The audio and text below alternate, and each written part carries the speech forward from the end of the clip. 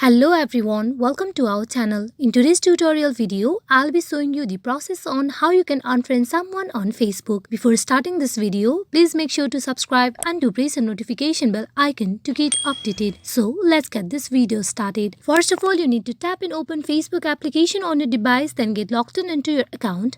Here at the homepage of your Facebook account, you can go in for tapping on profile picture of your friend, or you can go in for searching their name on search bar. As I'm going to search my friend's name, so you tap on search icon. Here in search bar, you go in for typing the name of the friend that you want to unfriend.